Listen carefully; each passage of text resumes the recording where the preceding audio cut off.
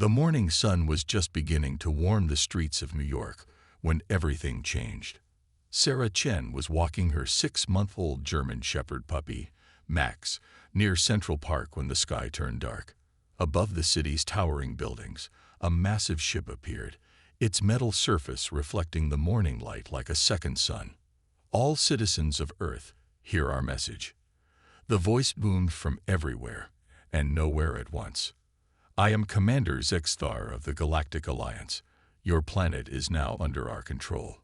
Sarah pulled Max closer as crowds gathered in the streets.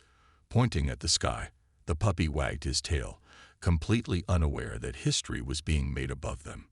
Emergency sirens began to wail across the city. On her police radio, Sarah heard the call. All available officers were to report to headquarters immediately. As a K-9 unit trainer, she knew she should leave Max at home. But something told her to keep him close. It was against protocol, but her instincts had never been wrong before. At the UN building, chaos reigned. Security Council members rushed through the halls, their faces pale with worry. Military leaders from different countries argued in various languages. No one knew what to do about the alien ship that now hung over every major city on Earth. They're demanding a representative. General Williams announced to the emergency gathering. Someone to negotiate Earth's surrender. The room erupted in arguments again. Then something strange happened.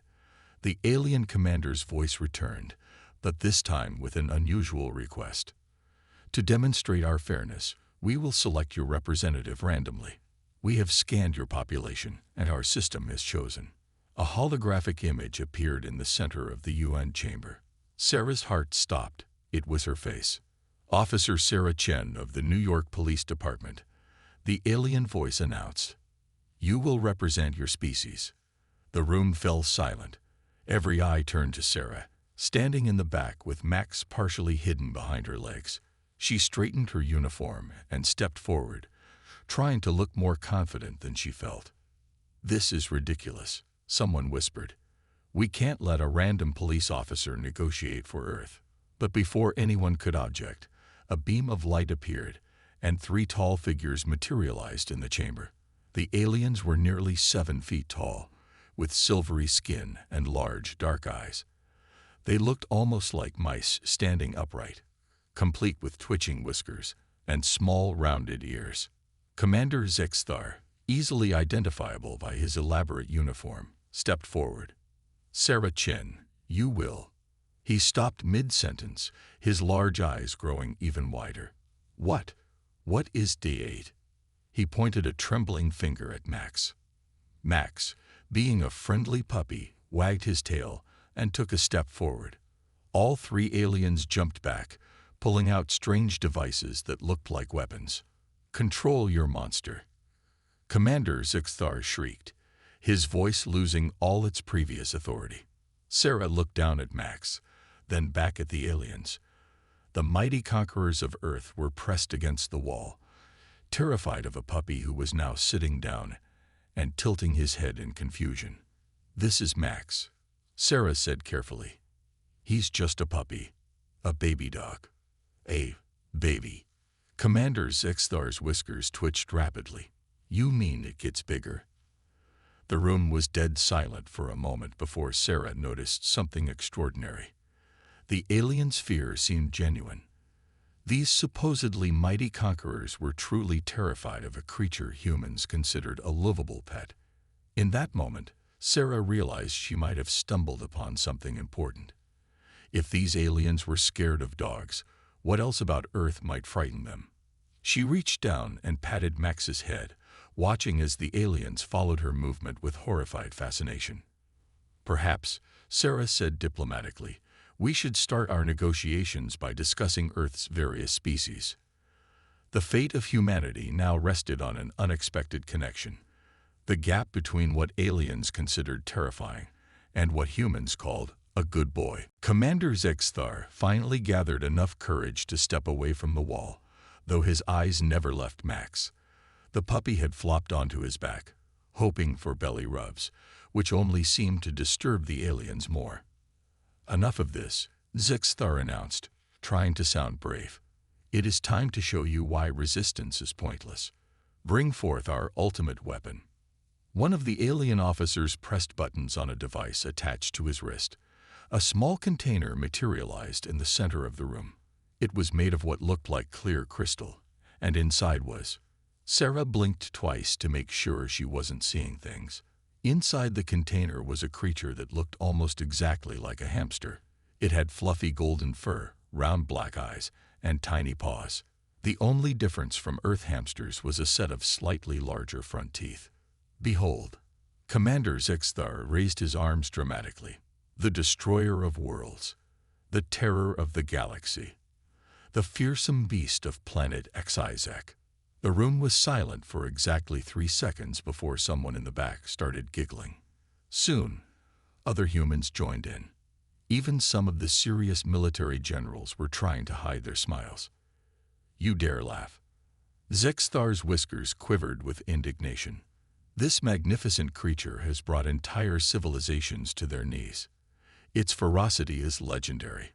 Sarah tried to keep a straight face, but it was difficult. Commander, on Earth, we give creatures like that to our children as pets. Pets. All 3 aliens gasped in horror. You let your young near such dangerous beasts.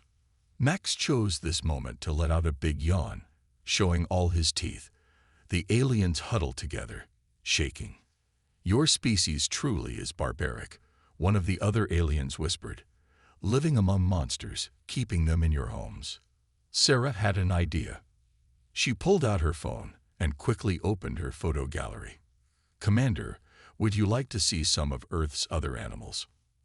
Zexthar nodded cautiously, probably hoping to assess the planet's other weapons. Sarah showed him a picture of her friend's cat. The alien commander nearly fainted. What manner of demon is that?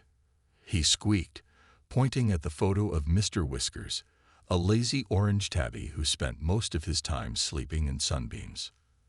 That's just a cat, Sarah explained. They're very popular pets, smaller than dogs usually. There are millions of these creatures living among you. The third alien officer was frantically taking notes on a small device, and your civilization hasn't collapsed. Sarah scrolled to more photos.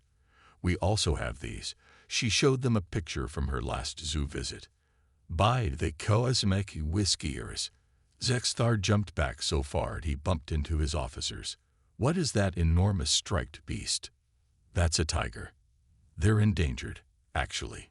We're trying to protect them. The aliens started speaking rapidly in their own language, gesturing wildly. Their ultimate weapon hamster was now running happily on its little wheel inside its container, completely ruining any sense of menace they had hoped to project. Max, getting bored with all the talking, stood up and stretched. He padded over to the alien's container, curious about the small creature inside. All 3 aliens watched in terror as the puppy gently sniffed the crystal case. He's just curious, Sarah assured them. Dogs are very gentle with smaller animals when they're properly trained. Trained? Commander Zexthar's eyes grew even larger. You mean you can control these creatures? Sarah nodded, then demonstrated by asking Max to sit, lie down, and shake hands. Each command the puppy followed made the alien's jaws drop further. Impossible, Zexthar whispered. You've tamed monsters and bent them to your will. Perhaps. He glanced nervously at his officers. Perhaps we should reconsider our invasion plans. The fate of Earth was being decided not by weapons or armies, but by a friendly puppy and a hamster-like alien beast that was now happily munching on a sunflower seed. The next day, Sarah found herself aboard the alien ship for what they called a cultural exchange. Max trotted happily beside her, while the alien crew pressed themselves against the walls of the corridor to avoid coming too close. Our species, Commander Zexthar explained, walking at a safe distance, evolved from creatures much like our ultimate weapon.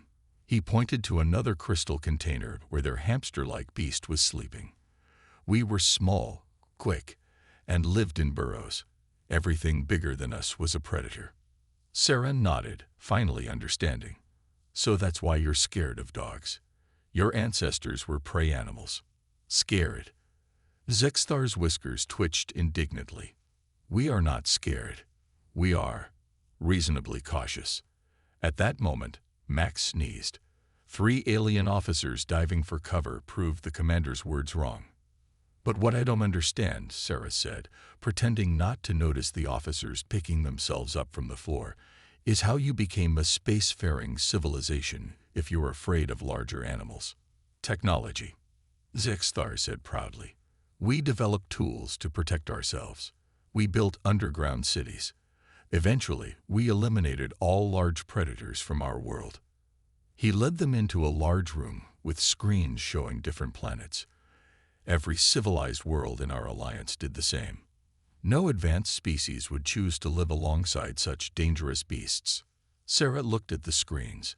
Each planet showed cities similar to the alien style. Everything was small, close to the ground, with lots of tunnels and hiding spots. There wasn't a single large animal in sight. Then humans must seem very strange to you, Sarah said, scratching Max behind his ears. A nearby alien technician nearly dropped his equipment at the sight.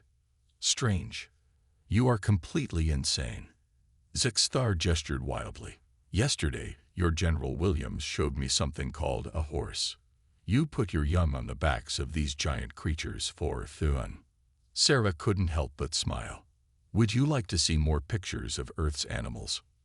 No, no more pictures. Zexthar shuddered. The one you called elephant gave our head of sciences nightmares. But other aliens in the room moved closer, their fear competing with their curiosity. One young officer raised a trembling hand. Could you show us the giraffe again? He asked quietly. The one with the impossible neck. Sarah pulled out her phone. Soon, a small group of aliens gathered around her, keeping one eye on Max while they looked at pictures of Earth's wildlife. Their reactions ranged from terror to fascination. And you say these zoos keep all these creatures in one place? An alien scientist asked. And humans go there voluntarily. We even take our children there, Sarah explained. It's educational. The aliens looked at each other in shock. One of them was taking notes so quickly his digital pad was smoking. But how do you control these beasts? Zexthar asked. We saw how Max follows commands, but surely you can't control all Earth's creatures. We don't try to control all of them, Sarah explained. We protect them. Each animal has its place in Earth's ecosystem. Even the ones we've domesticated, like dogs, are partners more than servants. This concept seemed to shock the aliens even more than the pictures. The idea of living in harmony with larger creatures rather than trying to control or eliminate them was completely foreign to them. Watch this, Sarah said. She took out Max's favorite ball and threw it down the corridor. Max bounded after it, his paws clicking on the metal floor. The aliens jumped at his sudden movement, but then watched in amazement as he returned with the ball, tail wagging. He could attack at any moment, Zexthar observed, but instead he plays. That's right, Sarah said. On Earth, we learned long ago that friendship is better than fear. As if to prove her point, Max dropped the ball at the commander's feet and sat down, looking up expectantly. The fate of interstellar diplomacy now rested on whether an alien commander would dare to play fetch with a German shepherd puppy. Commander Zexthar stood in the UN meeting hall, trying to regain his dignity. The video of him playing fetch with Max had gone viral across both Earth and alien social networks. Now, he needed to show his species was still powerful and fearsome. We demand a proper demonstration, he announced to the gathered diplomats. Our ultimate weapon against your puppy. Sarah looked concerned. You want Max to fight your hamster. The destroyer of worlds is not a hamster. Zexthar stamped his foot. It has destroyed entire military bases. How? Someone in the back asked. It chewed through their power cables, Zexthar admitted quietly. More diplomats tried to hide their smiles.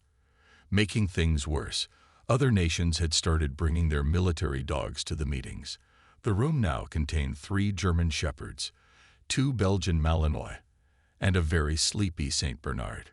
Perhaps, Sarah suggested carefully, instead of a fight, we could show how Earth animals interact peacefully. You mean? Zexthar's whiskers trembled. Let them meet without the crystal container. Before anyone could stop him, a young alien scientist had already opened the container. Their ultimate weapon hopped out onto the table, twitching its tiny nose. The room held its breath. Max walked over, his tail wagging slowly. The alien hamster stood on its back legs, sniffing the air. Then, to everyone's surprise, it scampered right up to Max and touched noses with him. "What is this to HFY?" Zixthar shrieked. The destroyer of worlds shows no fear. "Look how cute they are together," Sarah said, taking a picture with her phone. The alien hamster was now sitting between Max's front paws, cleaning its whiskers. Other military dogs came closer, each showing gentle curiosity. The alien weapon seemed to enjoy all the attention, running from dog to dog for nose touches and gentle sniffs. "This is unprecedented," the alien scientist muttered, frantically taking notes. "The beast has never shown such social behavior. Usually, it just chews things and sleeps." A British diplomat raised her hand. "Commander, would you like to meet my country's secret weapon?" She opened her handbag and pulled out a cat. Zexthar practically jumped onto the table. "Keep that demon creature away." But the cat just yawned, stretched, and went back to sleep on the diplomat's lap. The alien commander watched in horror and fascination. "How do you maintain control?" he asked. "Surely these predators must be controlled by advanced technology." "Nope," Sarah said, watching Max give a gentle lick to the alien hamster. "Just love, training, and lots of treats." "Treats?" all the aliens asked simultaneously. Sarah pulled out Max's favorite dog biscuits. She demonstrated how Max would sit, stay, and roll over for a treat. Soon, other dog handlers were showing off their training techniques. The alien scientist raised his hand like a schoolchild. Could I try giving a treat?" Sarah showed him how to hold the biscuit properly. With a shaking hand, he offered it to Max. When the puppy gently took the treat and then licked his hand in thanks, the scientist let out a sound that might have been a giggle. More aliens wanted to try. Soon, the formal diplomatic meeting had turned into an impromptu dog training session. Even their ultimate weapon joined in, learning to stand up for sunflower seeds. Commander Zexthar watched all this with a mix of horror and fascination. "Our superiors will never believe this," he muttered. "The most feared predators in the galaxy, reduced to performing tricks for snacks." "Not reduced," Sarah corrected him. "They choose to work with us. That's what makes Earth special. We don't try to eliminate or control what we fear. We try to understand it." As if to prove her point, the alien hamster had fallen asleep cuddled up against Max's paw, while diplomats from 2 worlds took pictures and shared training tips. The invasion fleet's most fearsome weapon was now officially the galaxy's cutest cross-species friendship. 1 week after the treat-giving incident, Sarah found herself teaching an unusual class. 20 alien officers sat nervously in a room aboard their ship, each holding a leash attached to a small robot dog. "The robot dogs are just for practice," she explained. "Once you're comfortable, we'll introduce you to real puppies." Commander Zexthar sat in the back of the room, pretending to be busy with paperwork, but Sarah noticed how he kept glancing at the training session. "The key to understanding Earth animals," Sarah continued, "is knowing that they have emotions, just like us. They can feel love, fear, happiness, and sadness." An alien raised his hand. "But how can you trust a creature with such big teeth to feel love?" Just then, Max walked into the room carrying his favorite stuffed toy, a worn-out teddy bear. He brought it to Sarah and looked up at her with big, hopeful eyes. "This is Max's special toy," Sarah explained. "He's had it since he was very small. See how gentle he is with it. That's because he cares about it."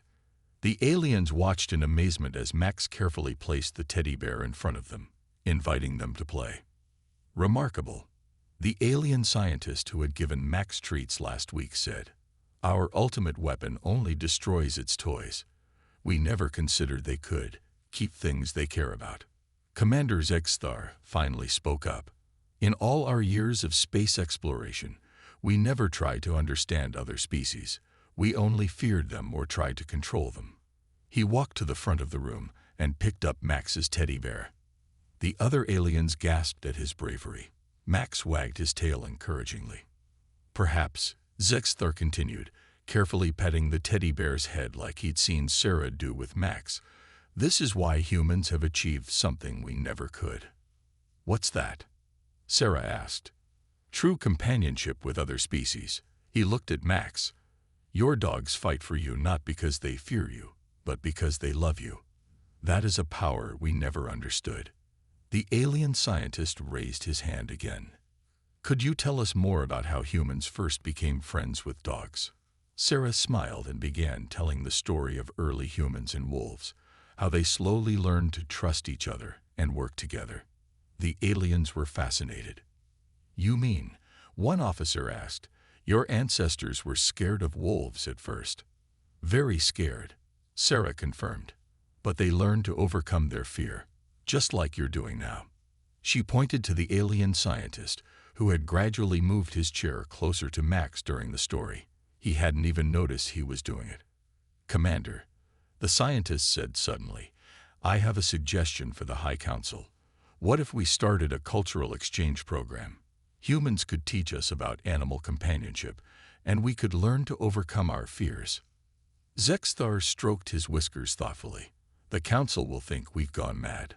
But he looked at Max, who was now letting 3 brave aliens pet him. "Perhaps it's time for our species to evolve again. Not through technology this time, but through understanding." Just then, their ultimate weapon hamster, now named Mr. Nibbles by the human diplomats, scurried into the room. Instead of causing panic, several aliens smiled at him. Mr. Nibbles had become something of a celebrity, appearing in videos with various Earth pets. He ran straight to Max, climbed up the puppy's leg, and settled comfortably on his back. Max didn't mind at all. Sarah watched as the aliens took pictures, their fear forgotten in the moment of pure cuteness.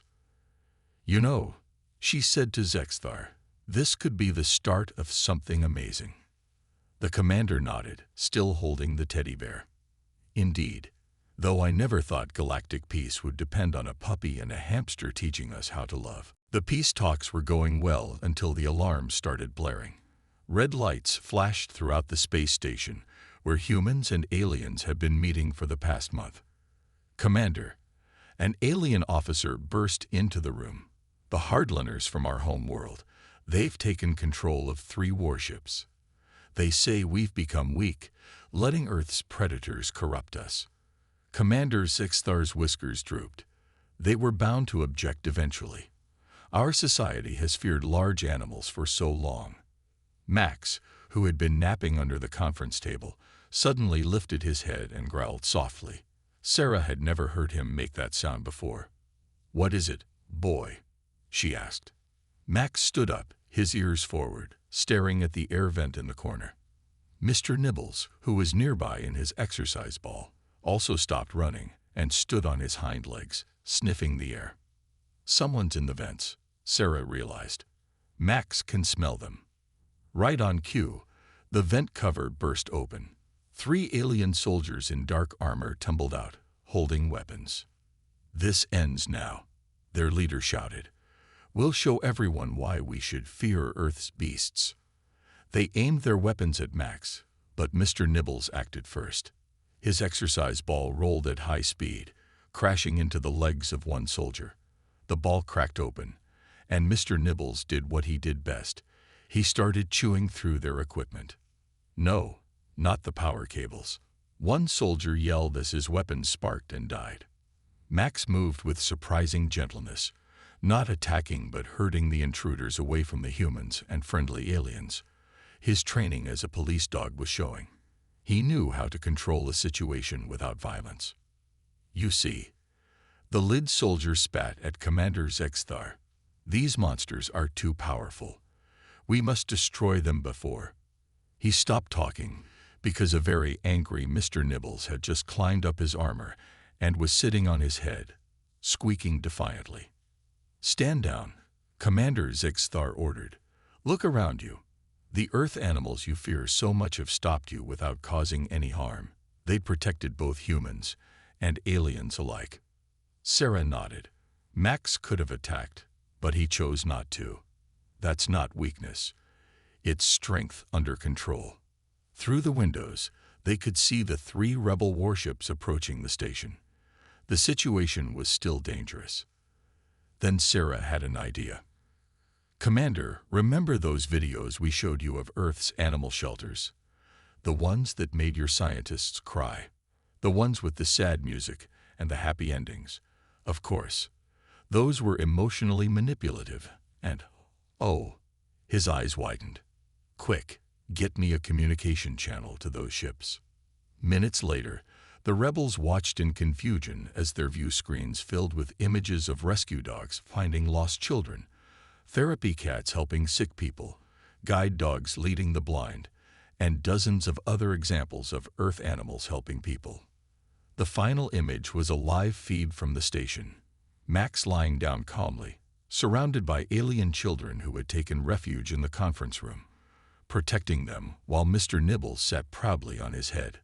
"This is what you want to destroy." Commander Zixthar's voice rang out. "Not monsters, but beings capable of more love and loyalty than we ever imagined possible." One by one, the rebel ships stood down.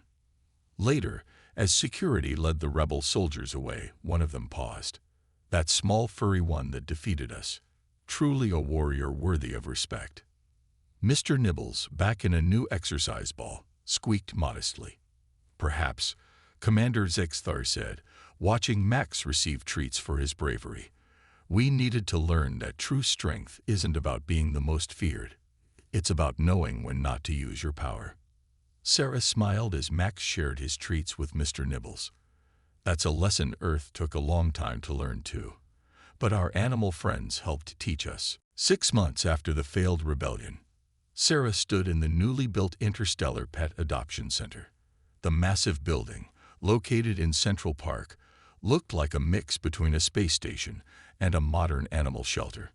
"I never thought I'd see this day," Commander Zixthar said, adjusting his new Earth-style uniform. He had officially become the first alien ambassador to Earth's Animal Relations Department. Inside the center, something remarkable was happening. Alien families cautiously approached kennels containing dogs, cats, and other Earth pets. Each family had graduated from Sarah's special training program, learning to overcome their instinctive fears. "Look, Commander." A young alien child pressed her face against a kennel's window. "This one reminds me of Max." Inside was a small German Shepherd puppy, one of Max's own puppies from his recent family with a fellow police dog. Max himself was now a respected therapy dog, helping anxious aliens adjust to Earth's animals. "Are you sure you're ready for this responsibility?" Commander Zixthar asked the child's parents. The alien father nodded. "We completed all the training courses, and after seeing how Mr. Nibbles changed our entire society, we want to be part of this new chapter." Mr. Nibbles had become quite famous. The former Ultimate Weapon now hosted his own video channel, showcasing friendly interactions between Earth pets and alien visitors. His latest video, teaching space hamsters to play fetch, had gone viral across 17 galaxies. Sarah watched as the alien family filled out their adoption papers. Max sat beside her, his tail wagging as he watched his puppy meet its new family. The alien child was already showing off the treat-giving techniques she had learned in training. "You know," Commander Zixthar said quietly, "our scientists finally figured out why our ultimate weapon program failed. We spent generations breeding for aggression, trying to create the perfect creature of fear. While Earth did the opposite," Sarah finished. "We bred for companionship and understanding." "Exactly." The commander reached down, still a bit nervous, but determined, and patted Max's head. "Your pets aren't powerful because they're frightening. They're powerful because they choose to be gentle. Just then, a commotion started near the cat section. A group of alien diplomats was gathering around one particular cage. "Is that?" Sarah started. "Yes," Zixthor grinned. "That's my new pet. I decided it was time to lead by example." In the cage was a tiny orange kitten, playing with a toy mouse. The mighty commander of the alien fleet had fallen in love with it during his last shelter visit. "The High Council thinks I've gone completely mad," he admitted. "But after they saw how Earth's animals helped stop the rebellion without violence, they're beginning to understand." The adoption center was getting busier. More alien families arrived each day, ready to overcome generations of fear and find new friends. Earth pets, it turned out, were becoming the galaxy's most popular peace ambassadors. "Sarah," Commander Zixthar said suddenly, "there's something else. The Council has approved our proposal. We're going to start bringing some of our world's small animals to Earth. Not as weapons this time, but as pets." Sarah smiled, imagining space hamsters, cosmic bunnies, and whatever other wonderful creatures might become part of Earth's growing animal family. Max barked happily, as if he understood. His puppy, now officially adopted, was leaving with its new alien family. The child had named it Star, and was already teaching it to sit using both English and her native language. "You know what this means, Commander?" Sarah asked, watching the happy scene. "What's that?" "The galaxy's greatest fear turned out to be its greatest hope, all because a puppy wasn't afraid of a hamster." Commander Zixthar laughed, then went to finalize his kitten's adoption papers. Above them, through the center's glass dome, Earth's sun shone down on a future that was becoming brighter and furrier than anyone could have imagined.